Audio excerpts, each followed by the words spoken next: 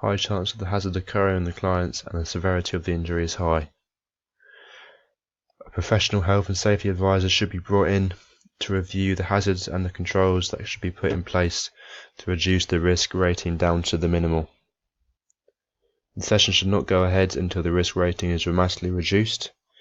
If this isn't completed, then no testing would be allowed to go ahead, as it is vital to showing that you are taking into consideration the health and safety of your clients by outlining hazards and putting controls in place to ensure they don't happen again.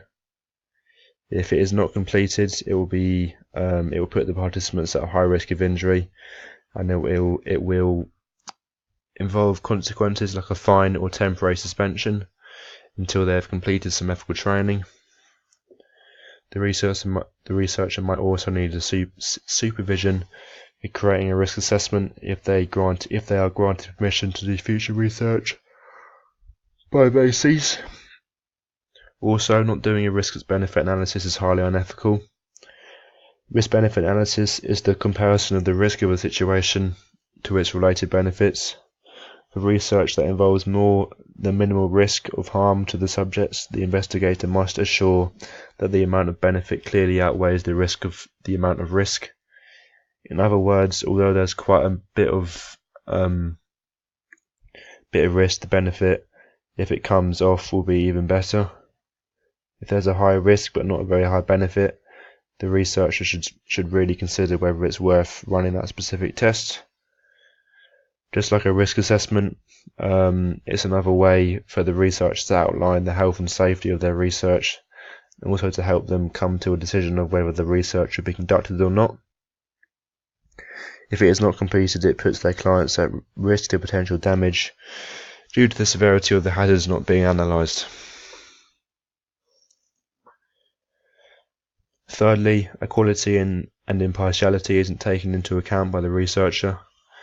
This is shown by them only wanting boys over the age of 14 to be involved in their research.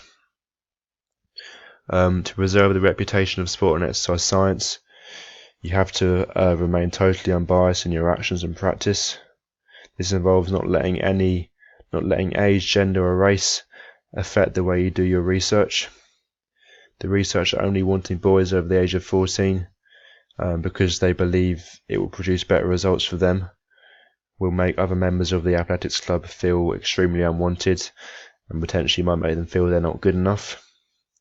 This is obviously really psychologically harmful. Instead, the correction should be the researcher could be unbiased and do multiple testings with different ages and genders. This would probably be more significant for them because they'll be gathering more results and data. However, instead, the researcher will be faced with consequences of needing ethical training due to not sticking to equality. It's highly unethical, and they may also lose credibility may lose credibility and respect as a researcher because he might be frowned upon by others. So finally, then, the last bit of bad practice or poor practice is no test sequence explained. So the test sequence being explained should always happen before a test is completed. So it's a bit like preparation of the subject. It involves the researcher going through the different stages of the tests. So it could be basically telling them they will start off with a warm-up for 10 minutes or however long they plan it for. Then they'll go on, in this scenario, they'll go on to drink the drink, then they'll wait for 20 minutes, and then they'll do however many jumps, depending on what the researcher wants them to do. It will also involve things like the intensity and recovery phases, but overall it's a chance for, again, like I just said, for research, it's similar to research preparation. It's a chance for familiarization of what will be going on. It just helps to clarify what the participants will be going through throughout the test. And there is a chance that during a test sequence being explained, a participant might feel like he or she doesn't want to be involved in it. So they might ask for the right to withdraw, which obviously the researcher should grant them. So obviously in this situation there is no test sequence explained. So as a correction for this, before the test begins, the researcher should go through with the participants the sequence of the test. So like I've already said, start with a 10-minute warm-up, then you'll drink the energy drink, etc, etc.